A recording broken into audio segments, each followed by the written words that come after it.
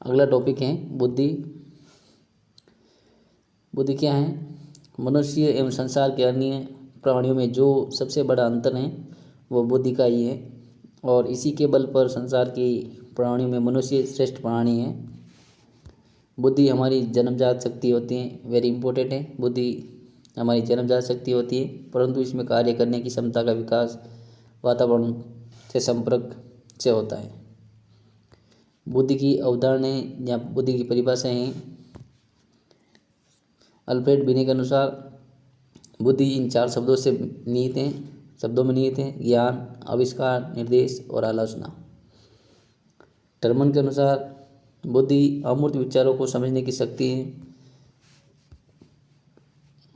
Woodworth के अनुसार बुद्धि कार्य करने की विधि है, और गाल्टन के अनुसार बुद्धि समझने व पहचानने की शक्ति है। थॉर्नडाइक के अनुसार बुद्धि सत्य एवं तथ्य को पहचानने व तर्क की शक्ति है। अब हैं बुद्धि के प्रकार।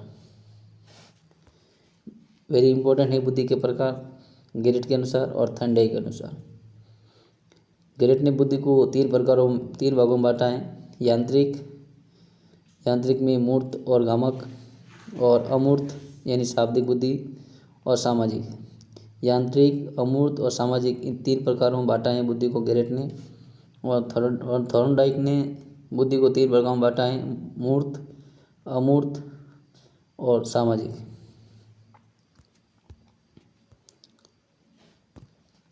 प्रत्येक व्यक्ति में तीनों प्रकार की बुद्धि पाई जाती है, परंतु जो जिस क्षेत्र में काम करता है वह अधिक होती है। सबसे पहले ये मूर्त, इसको यांत्रिक कह सकते हैं या गमक बुद्धि भी कह सकते हैं। जो यंत्रों के क्षेत्र में अधिक सक्रिय हो, विशेषकर चालक, मिस्त्री एवं इंजीनियर में पाई जाती है ये बुद्धि। अमूर्त बुद्धि या शाब्दिक बुद्धि, शब्दों को समझने वाली बुद्धि, विशेषकर शिक्षक, व्याख्याता, विद्यार्थी, दार्शनिक आदि में अमूर्त बुद्धि पाई जाती है। सामाजिक बुद्धि, सामाजिक वातावरण में व्यवहार से संबंधित बुद्धि, यह विशेषकर सामाजिक कार्यकर्ता, समाजसेवी, राजनेता, वकील आदि में सामाजिक बुद्धि पाई जाती है। अब हैं बुद्धि के सिद्धांत। सबसे पहला बुद्धि का सिद्धांत है एक कारक या एक तत्व या एक खंडात्मक सिद्धांत। यह सिद्धांत दिया था अल्फ्रेड बिने, टर्मन और एटन ने सिद्धांत दिया था। इस सिद्धांत के अनुसार हमारी बुद्धि में कोई एक ही कारक होता है जो सभी कार्यों के लिए जिम्मेदार होता है। कुछ विद्वानों ने इसका खंडन किया है। जॉनसन ने इसे निरंकुशवादी बुद्धि सिद्धांत कहा है। इम्पोर्टेंट है, जॉनसन ने इस सिद्धांत को निरंकुशवादी बुद्धि सिद्धांत कहा है। अगला सिद्धांत है द्विकारक या द्वितंत्र या द्विखंड बुद्धि सिद्धांत है। ये इसके प्रस्तुतकर्ता यानी देने वाले हैं स्पिनरमैन। इस सिद्धांत के अनुसार हमारी बुद्धि में 2 कारक पाए जाते हैं। एक है सामान्य कारक और एक है विशिष्ट कारक। सामान्य कारक को नाम दिया जी कारक, जनरल कारक, और विशेष कारक को दिया है एस नाम दिया है। सामान्य बुद्धि जन्मजात होती है, जो सभी व्यक्तियों में पाई जाती है, और विशेष कारकों में अलग अलग व्यक्तियों में अलग अलग पाई जाती है, जो वातावरण से अर्जित की जाती है। इस सिद्धांत में जी यानी सामान्य तथा एस यानी विशिष्ट प्रकार के कारक बताए गए हैं, और इस सिद्धांत के अनुसार जी कारक जन्मजात होता है, इसमें किसी प्रकार का कोई परिवर्तन संभव नहीं है, और एस कारक वातावरण से अर्जित होता है एस कारक, तथा इसमें परिवर्तन संभव है। जी कारक मध्य में पाया जाता है, तथा एस कारक जी कारक के चारों ओर घूमकर कार्य करते हैं, तथा एस कारक जी कारक के आदेश की पालना करते हैं। एस कारक असंख्य होते हैं। जॉनसन के अनुसार ये सिद्धांत राजतंत्रात्मक बुद्धि सिद्धांत है, क्योंकि यहाँ जी कारक राजा की तरह हुक्म देता है तथा एस कारक प्रजा की तरह कार्य करता है। ये जॉनसन की परिभाषा है।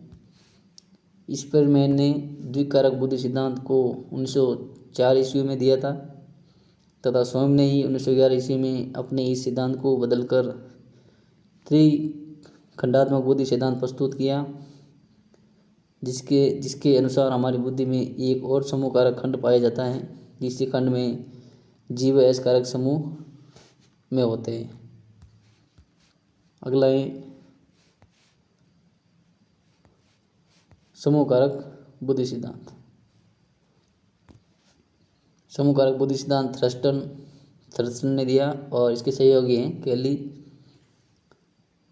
थर्स्टन एवं केली ने अपनी पुस्तक PMA यानी प्राथमिक मानसिक योग्यता में बताया कि हमारी बुद्धि में कुल 13 कारक होते हैं जो समूह में पाए जाते हैं, जिनमें 7 कारक जिसका संबंध दैनिक जीवन से होते हैं और वे महत्वपूर्ण होते हैं। केली ने स्वतंत्र रूप से अपनी पुस्तक cross road in the mind of man में विचार दिया और 9 कारक बताए इसमें, जो सभी महत्वपूर्ण हैं तथा समूह में पाए जाते हैं। समूह कारक सिद्धांत। अगला है बहुकारक सिद्धांत या बहुतत्व सिद्धांत। इस सिद्धांत को बहुखंडात्मक बुद्धि सिद्धांत भी कहा जाता है और इसको देने वाले हैं थॉर्नडाइक। बहुकारक सिद्धांत को बालुका व परमाणुवाद का सिद्धांत भी कहते हैं।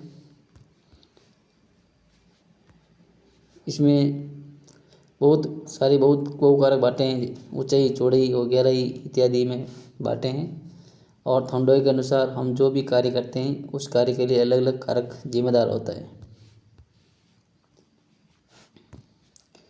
जॉनसन के अनुसार इस सिद्धांत में किसी एक कारक का सहयोग सभी कारक करते हैं, अर्थात सहकारिता का दृष्टिकोण होने से यह प्रजातांत्रिक बुद्धि का सिद्धांत कहा जाता है।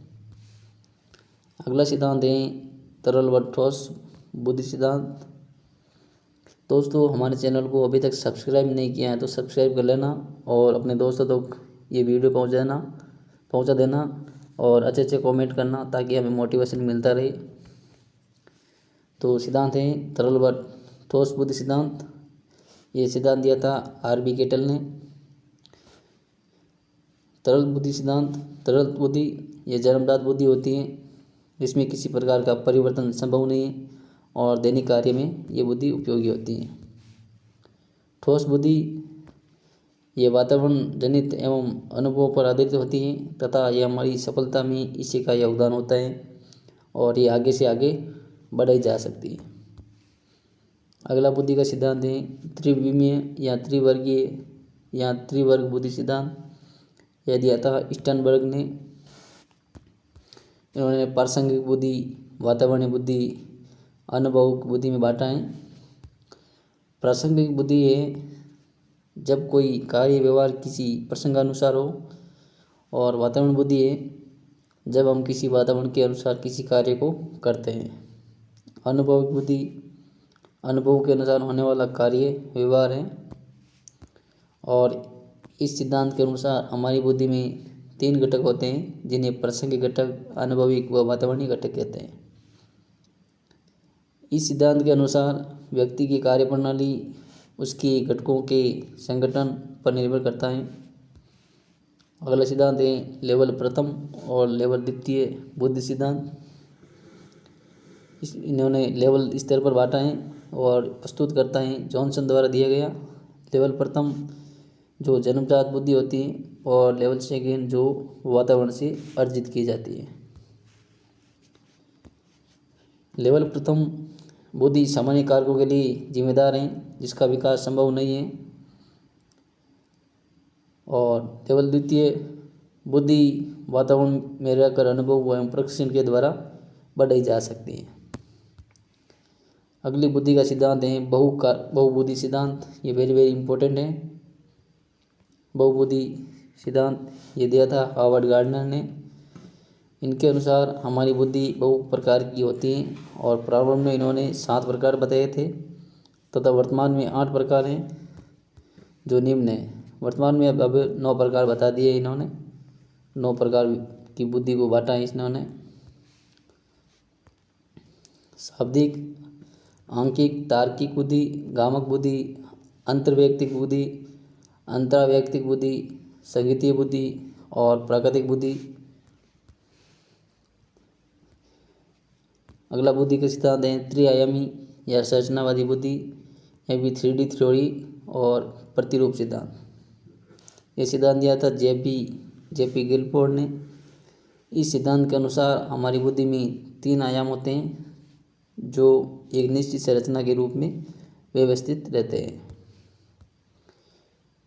इन्होंने विषय वस्तु चार प्रकार की विषय वस्तु बताई है और 5 प्रकार की सक्रियाँ और 6 प्रकार के उत्पादन बताइए।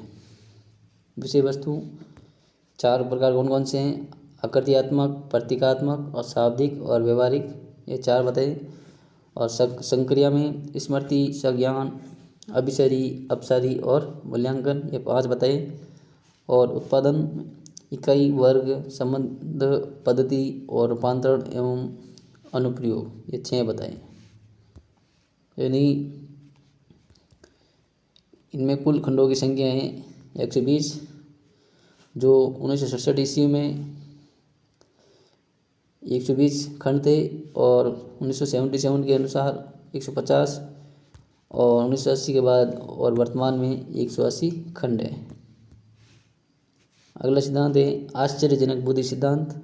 इसका प्रस्तुत करता है बीएस ब्लूम के अनुसार हमारे शरीर में बुद्धि जैसी कोई विशेषता नहीं पाई जाती है। प्रतिदर्श या न्यायदर्श या नमूना सिद्धांत, यह सिद्धांत दिया था थॉमसन ने।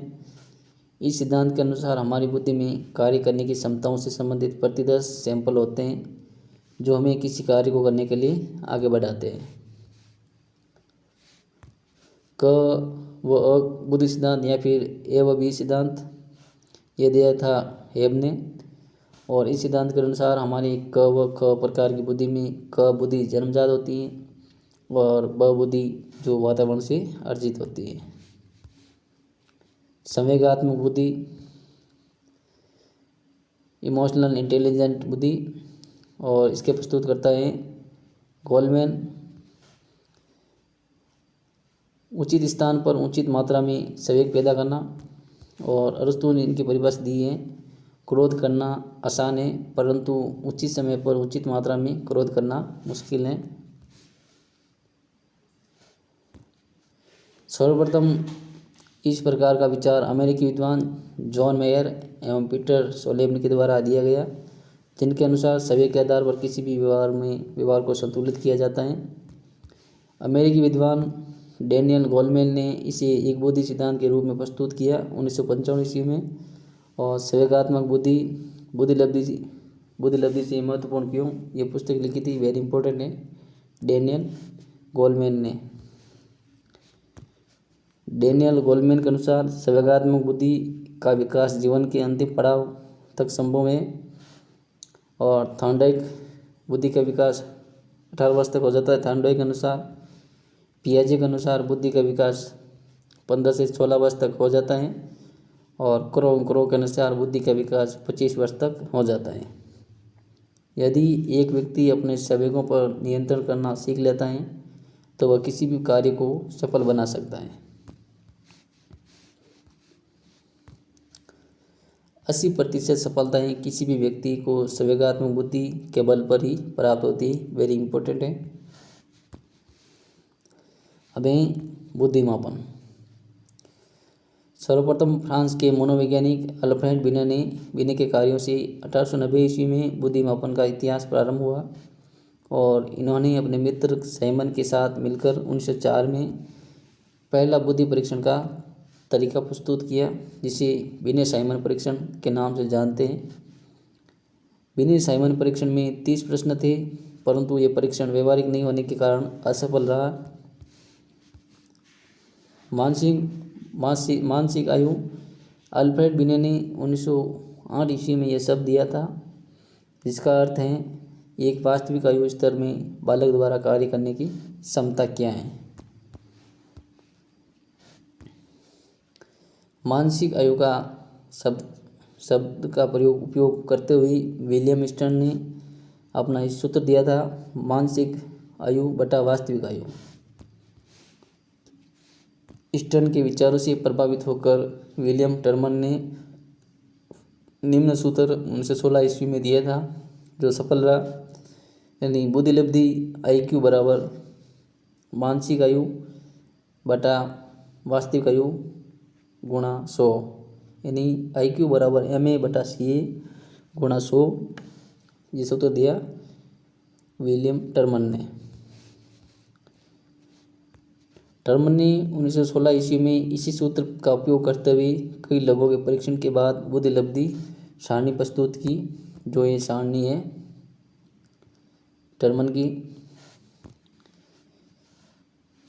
यानी 25 से 49 तक या 25 से कम का वर्ग है महामूर्ख या मूढ़ बुद्धि। 50 से 69 तक की बुद्धिलब्धि वालों का वर्ग है मूर्ख बुद्धि।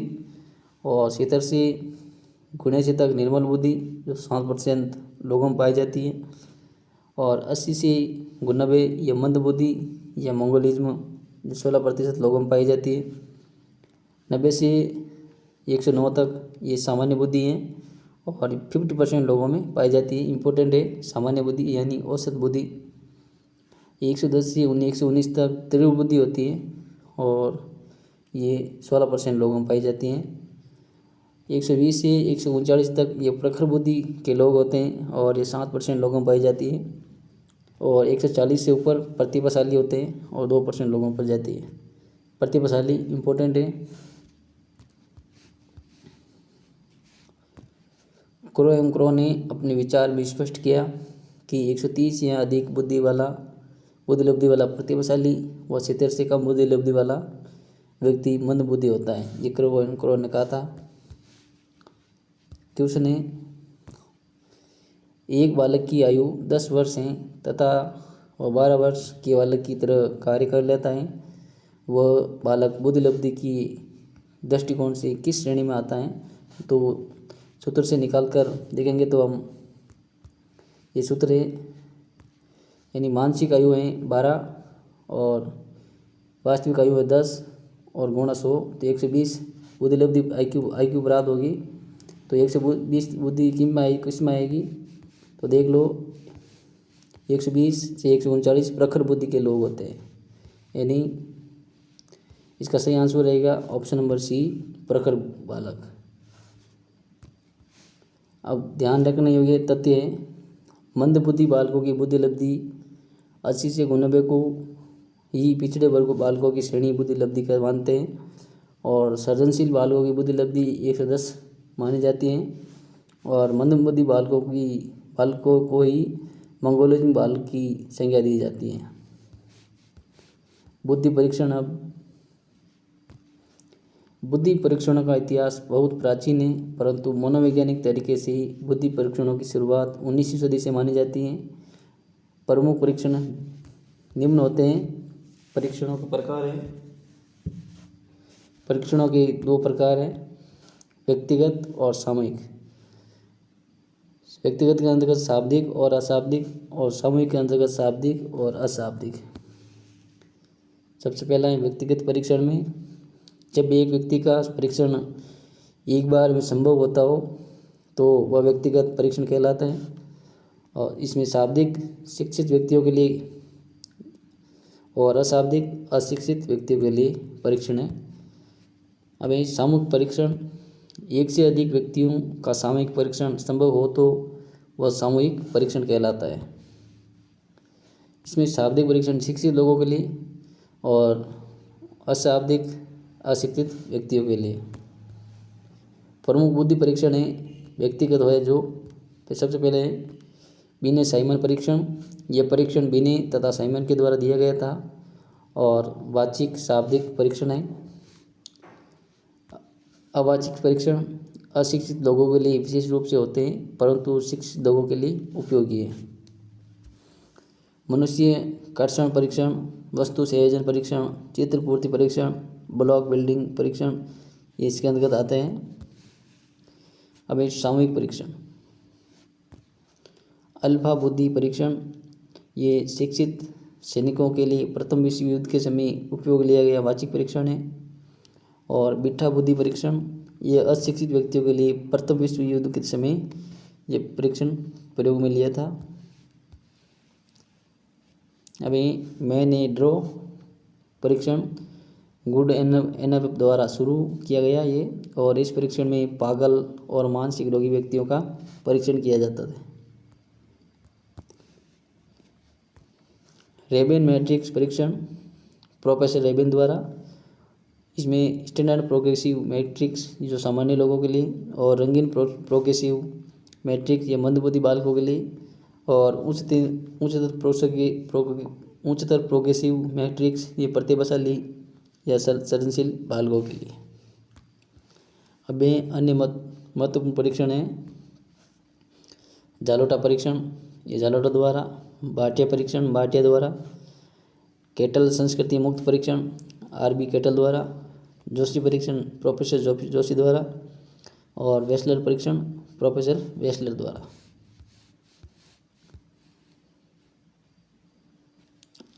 अभी सृजनात्मकता, सृजनात्मकता अर्थ है सृजन, यानी सृजन बनाना, नया करना या नया सीखना।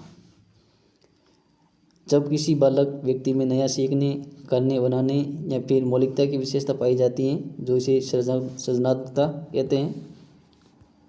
अंग्रेजी में इसके लिए क्रिएटिविटी शब्द का प्रयोग किया जाता है, जो क्रिएट से बना है, जिसका अर्थ है नव निर्माण या नव रचना, मौलिक रचना से होता है। क्रो एंड क्रो के अनुसार सृजनात्मकता की परिभाषाएं नवीन परिणामों की उत्पादन एवं अभिव्यक्त करने की क्रिया है। और जेम्स ड्रेवर के अनुसार सुनिश्चित नवनिर्माण की सृजनशीलता ही सृजनात्मकता है। अब यही सृजनशीलता या सृजनात्मकता के लक्षण हैं। सृजनशील व्यक्तियों में अपसारी चिंतन पाया जाता है, और सृजनशील बालकों की बुद्धि लब्धि 110 होती है, और ये लोग मिलनसार होते हैं, विनोद प्रिय होते हैं और प्रभावमय होते हैं। उच्च समायोजन क्षमता होती है इनमें, और उच्च आकांक्षा स्तर के बालक होते हैं। मौलिक विचार पाया जाता है, सहयोग की भावना होती है, सदैव तत्पर रहने वाले व्यक्ति हैं, और नव निर्माण क्षमता होती है। विशेष क्रियाओं में आकर्षण होते हैं, और स्थायी प्रवृत्ति के व्यक्ति होते हैं। समस्या समाधान के गुण हैं इसमें, कल्पनाशीलता पाई जाती है, और स्वप्न दृष्टा है, दूरदर्शिता यानी दूर की सोचने वाला। सृजनात्मकता से संबंधित विशेष तथ्य हैं। एक बालक में लगभग 3 वर्ष की आयु यानी शैशवावस्था से सृजनात्मकता प्रारंभ हो जाती है, तथा 30 वर्ष की आयु में पूर्ण चरम सीमा पर होती हैं, तथा 60 वर्ष की आयु में वापस लगभग समाप्त हो जाती है। बालक में इसके विकास हेतु उसे कुछ नया करने हेतु तथा समस्या समाधान चुनौतीपूर्ण कार्य को प्रदान करना चाहिए। जिन परिवारों के बालकों को हौसला प्रोत्साहन मिलता है, वे बालक सृजनशील अधिक होते हैं। अरस्तु नामक विद्वान के अनुसार एक बालक को जब मानसिक रूप से दबाव में रखा जाता है, उसकी इच्छाओं का दमन होता है, तो ऐसी स्थिति में उसकी सृजनात्मकता नष्ट हो जाती है। बालक को विभिन्न प्रकार के ऐसे कार्य देना जिसमें वह खराब बेकार वस्तुओं से कुछ उपयोगी सामान बना सके, तो यह सृजनात्मक भाव विकास में सहायक है। अब यही सृजनात्मकता की उपयोगिता, ये बालक को मौलिक परिणाम देने वाला बनाती हैं। पढ़ाई में ध्यान नहीं लगा पाने वाले बालक खेलों में विशेष नाम हो जाना, सामाजिक वातावरण में विशेष कार्य के प्रति बालक में पाए जाने वाला भाव है ये। और सृजनशीलता बालक को संगीत, नृत्य, साहित्य, खेल एवं अन्य रचनात्मक कार्यों में सफल बनाती है। अब ये सृजनशीलता का मापन करने के लिए टॉरेंस परीक्षण तथा बाकर मेहंदी परीक्षण उपयोग में लाया गया, वेरी इंपॉर्टेंट है। विभिन्न परीक्षणों में शाब्दिक एवं अशाब्दिक व्यवहार होता है। विशेष रूप से इनमें चित्रपूर्ति परीक्षण या वर्त से संबंधित विभिन्न आकृतियों का निर्माण करवाया जाता है। व्यक्तिगत विभिन्नता, संसार में सभी व्यक्ति अपने आप में अन्य से भिन्न होते हैं। इसके आधार पर व्यक्ति में पाए जाने वाले अंतर को ही वैयक्तिक विविधता कह सकते हैं। स्किनर के अनुसार कोई भी मापन योग्य विशेषता जैसे रंग, रूप, आकार, संरचना, नजरिया के आधार पर किसी व्यक्ति को अलग रूप में देखना ही व्यक्तिगत विभिन्नता है। व्यक्तिगत विभिन्नता, आंतरिक व्यक्तिगत विभिन्नता बुद्धिलब्धि, मानसिकता, धारण क्षमता आदि। बाह्य व्यक्तिगत विभिन्नता रंग, रूप, कद काठी, चाल डाल, व्यवहार, सामाजिक स्थिति, रुचि, अभिरुचि, आदत, कार्यप्रणाली, मनोवृत्ति आदि। व्यक्तिगत विभिन्नता के कारक लिंग संबंधी, वंशक्रम, वातावरण, सामाजिक स्तर, शिक्षा, कार्य, रुचियाँ, प्रशिक्षण, आयु, मित्रमंडली, खेल मैदान, ये व्यक्तिगत विभिन्नता के कारक हैं। अब हैं व्यक्तिगत विभिन्नताओं के आधार पर उपयोगी विधियाँ। सबसे पहली विधि है प्रोजेक्ट या परियोजना विधि। इसके जनक है किलपैट्रिक और ये कार्य व्यवहार की भिन्नता के लिए उपयोगी है। किंडरगार्टन विधि, इसके जनक है फ्रोबेल और योग्यता के आधार पर ये स्वतंत्र रूप से होती हैं। मॉन्टेसरी विधि, इसके जनक है माया मॉन्टेसरी और ये विधि ज्ञानेंद्रिया एवं कर्मेंद्रिया कैसे कार्य करती हैं उसके आधार पर ये संचालन होती है। डाल्टन विधि, इसके जनक है हेलेना पारकास्ट। प्रत्येक बालक के सीखने की विधि भिन्न भिन्न होती है। बुनियादी या बेसिक शिक्षा विधि, इसके जनक है महात्मा गांधी। 1936 से 1939 में डॉक्टर जाकिर हुसैन। इस प्रणाली के द्वारा बालक को भविष्य की दिशा और उसकी कार्य रुचि के आधार पर प्राप्त होती हैं। अब ये विशेष बालक, वे बालक जो सीखने एवं व्यवहार करने के दृष्टिकोण से भिन्नता प्रकट करते हैं उनको विशेष बालकों के रूप में जानते हैं। इन बालकों को राष्ट्र की धरोहर माना जाता है। इसमें जैसे प्रतिभाशाली बालक, पिछड़े बालक, मंदबुद्धि बालक, बाल अपराधी बालक, सृजनशील बालक और समस्यात्मक बालक। सबसे पहले हैं प्रतिभाशाली बालक। वे बालक जो कार्य व्यवहार के दृष्टिकोण से सभी कार्यों में अन्य बालकों की अपेक्षा श्रेष्ठ प्रदर्शन करते हैं, वे प्रतिभाशाली होते हैं। टर्मन एवं ओडन के अनुसार वे बालक प्रतिभाशाली होते हैं जो शारीरिक संगठन, शैक्षिक गतिविधियाँ एवं खेलकूद की बहुलताओं में श्रेष्ठ होते हैं। स्किनर एवं हनीमैन के अनुसार प्रतिभाशाली शब्द का प्रयोग उन 1% बालकों के नाम से आगे किया जाता है जो अन्य से श्रेष्ठ हैं। क्रो एंड क्रो की 2 परिभाषाएं हैं। वे बालक प्रतिभाशाली होते हैं जिनकी बुद्धिलब्धि 130 या उससे अधिक होती है। प्रतिभाशाली बालक शैक्षिक कार्य, खेलकूद एवं शैक्षणिक गतिविधियों में सदैव आगे एवं श्रेष्ठ रहते हैं। अब यहीं प्रतिभाशाली बालकों की विशेषताएं, इनकी बुद्धिलब्धि 140 या उससे अधिक होती है टर्मन के अनुसार। और प्रतिभाशाली बालकों में कार्यों के प्रति सकारात्मकता होती है और ये मिलनसार बालक होते हैं। इनका स्तर उच्चाकांक्षा स्तर होता है, उच्च समायोजन क्षमता पाई जाती है। इसमें कार्य प्रणाली की स्वतंत्रता का दृष्टिकोण और उच्च निर्णय क्षमता होती है। सहयोगी व्यवहार के बालक और श्रेष्ठ परिणाम देने वाले बालक होते हैं। ध्यान रखने योग्य बातें, प्रतिभाशाली बालक में कक्षा उन्नति सामान्य प्रकार से ही होनी चाहिए और सामान्य बालकों के साथ शिक्षण दिया जाना चाहिए। सामान्य से कुछ बड़ा या विस्तृत पाठ्यक्रम या शैक्षणिक गतिविधियों की संलग्नता। अभी पिछड़े बालक, किसी भी श्रेणी का बालक जब कार्य व्यवहार की दृष्टि से अन्य अपनी श्रेणी के बालकों की अपेक्षा कमजोर व्यवहार प्रदर्शित करता है तो वह पिछड़ा बालक कहलाता है। प्रतिभाशाली बालक भी पिछड़ा बालक हो सकता है यदि वह अपनी बुद्धिलब्धि की श्रेणी के अनुसार कार्य नहीं करता हो तथा पिछड़े बालक का अर्थ मंदबुद्धि नहीं है। वेरी इंपॉर्टेंट है ये।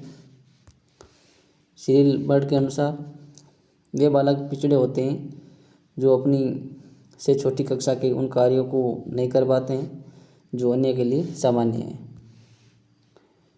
रोनल के अनुसार वे बालक पिछड़े होते हैं जो शैक्षिक व अन्य गतिविधियों में अपनी आयु स्तर के बालकों से उल्लेखनीय कमजोरी प्रदर्शित करते हैं। अब यहीं पिछड़े बालकों की विशेषताएं हैं। इनकी बुद्धि लब्धि 80 से 90 होती हैं और अपनी कक्षा के बालकों से दूर रहने लगते हैं। विद्यालय से पलायनवादी बन जाते हैं, विद्यालय से भागने वाले बन जाते हैं, कार्यों के प्रति रुचि का अभाव हो जाता है और सीखने की दिशा में कमजोरी प्रदर्शित करते हैं। पिछड़ेपन के कारण क्या क्या हो सकते हैं? सामान्य कारक में सामान्य पिछड़ापन वह बालक जो सभी विषयों के समान रूप से कमजोरी प्रदर्शित करता हो, और विशेष पिछड़ापन में जब कोई बालक किसी एक विषय में विशेष रूप से कमजोर होता हो। पिछड़े बालकों के लिए किए जाने वाले योग्य जानकारी हैं। उपचारात्मक शिक्षण की व्यवस्था होनी चाहिए। सामान्य बालकों की अपेक्षा कुछ छोटा पाठ्यक्रम होना चाहिए और पिछड़े बालकों को हस्तशिल्प की शिक्षा प्रदान करनी चाहिए। विशेष व्यवहार कुशल शिक्षकों की नियुक्ति की जानी चाहिए। प्रतिभाशाली बालकों में अभिसारी चिंतन पाया जाता है। वेरी इंपॉर्टेंट है। प्रतिभाशाली बालकों में अभिसारी चिंतन पाया जाता है। मंदबुद्धि बालक वे होते हैं जो समाज में कुछ बालक वे होते हैं जो एक बार बता देने के बाद उस कार्य को उसी रूप में करने में असमर्थ होते हैं। उसे बालकों को मंदबुद्धि की संज्ञा दी जाती है। मंदबुद्धि बालक को मंगोलिज्म की संज्ञा दी जाती है। यानी मंदबुद्धि बालकों को मंगोलिज्म की संज्ञा दी जाती है। सर्वप्रथम 1913 ईस्वी में ब्रिटेन में ऐसे बालकों की पहचान की और ब्रिटेन ने ऐसे बालकों के लिए के विकास हेतु ब्रिटेन में एक एक्ट बनाया है। बेंटन डिफिशियंसी एक्ट है। क्रो के अनुसार इनकी परिभाषा है मंदबुद्धि की। वे बालक मंदबुद्धि होते हैं जिनकी बुद्धि लब्धि 70 से कम होती है। वर्तमान समय में अमेरिका की संस्था AAMD यानी American association on mental deficiency और संपूर्ण विश्व में मंदबुद्धि बालकों के विकासार्थ यानी प्रयासरत हैं। मंदबुद्धि की पहचान, मंदबुद्धि के लिए कार्य और राष्ट्र विशेष में विकास। अब है मंदबुद्धि बालकों की विशेषताएं। टर्मन के अनुसार इनकी बुद्धि लब्धि 80 से 90 IQ होती हैं। किसी काम को बता देने के बाद भी कार्य करने में असफल होते हैं मंदबुद्धि बालक, और अन्य बालकों से मित्रता करने से डरता है। सभी प्रकार के वातावरण से भय खाते हैं तथा एकांत प्रिय होते हैं। ऐसे बालकों को सदैव भोजन की चिंता रहती है और कार्य करने में बहुत कम रुचि लेते हैं। परिजनों से भी दूरियां बनाकर रहते हैं। मंदबुद्धि बालकों के लिए ध्यान रखने योग्य बातें हैं। ऐसे बालकों को मन से भय को दूर करने के लिए परिवार व समाज में प्रेम मिले। विमंदित विद्यालयों की व्यवस्था की जाए। विशेष प्रशिक्षित शिक्षकों द्वारा समाज के लिए इन बालकों को उचित निर्देशन प्रदान करना चाहिए और ऐसे बालकों को हस्तशिल्प की शिक्षा दी जानी चाहिए। ऐसे बालकों के विकास हेतु मनोवैज्ञानिक कार्यशालाओं का आयोजन किया जाना चाहिए। नेक्स्ट है बाल अपराधी बालक। जब किसी बालक के द्वारा कोई ऐसा कृत्य या कार्य किया जावे जो कि सामान्य या सामाजिक व्यवस्थाओं के अनुसार अनुचित हो, वह बाल अपराध की श्रेणी में आता है। स्किनर के अनुसार 18 वर्ष से कम आयु का व्यक्ति जब कोई ऐसा कार्य करता है जो वयस्क के द्वारा किए जाने पर दंडनीय हो, वह बाल अपराधी कहलाता है। हिली के अनुसार एक बालक के द्वारा सामाजिक आचरण से हटकर किया गया कार्य बाल अपराध है। और बाल अपराधी की विशेषताएं हैं। किसी भी बुद्धि लब्धि श्रेणी का बालक बाल अपराधी हो सकता है। यदि वह समाज से हटकर व्यवहार करता है। ऐसे बालकों का शरीर संगठित, मजबूत तथा नसें उभरी हुई होती है। सामाजिक संसाधनों को हानि पहुंचाने वाले सार्वजनिक स्थलों और वाहनों आदि पर अपशब्द निकलना, अपनी कक्षा के बालकों को परेशान करना, व्यवस्थाओं में अव्यवस्था पैदा करने वाले और विद्यालय वातावरण को बिगाड़ने का काम करता है ये, और शिक्षण कार्यों में बाधा पैदा करना। हमें बाल अपराधी बालकों के लिए ध्यान रखने योग्य बातें हैं। ऐसे बालकों को शारीरिक श्रम के कार्यों में संलग्न रखें और बाल सुधार गृहों की स्थापना की जाए। विशेष व्यवहार कुशल शिक्षकों की नियुक्ति की जाना, स्वतंत्र विचार अभिव्यक्ति की अवसर देना। दोस्तों, ये वीडियो कैसा लगा कमेंट करके ज़रूर बताना, और इस चैनल को अभी तक आपने सब्सक्राइब नहीं किया तो सब्सक्राइब कर देना, और इस वीडियो को अपने दोस्तों तक पहुंचा देना और लाइक भी कर देना। इस चैनल पर राजस्थान भूगोल की मैराथन क्लास, राजस्थान के इतिहास की मैराथन क्लास और राजस्थान कला संस्कृति की मैराथन क्लास और भारत का संपूर्ण संविधान की मैराथन क्लास उपलब्ध कर दी गई है, और उसे भी आप जाकर देख सकते हैं। धन्यवाद।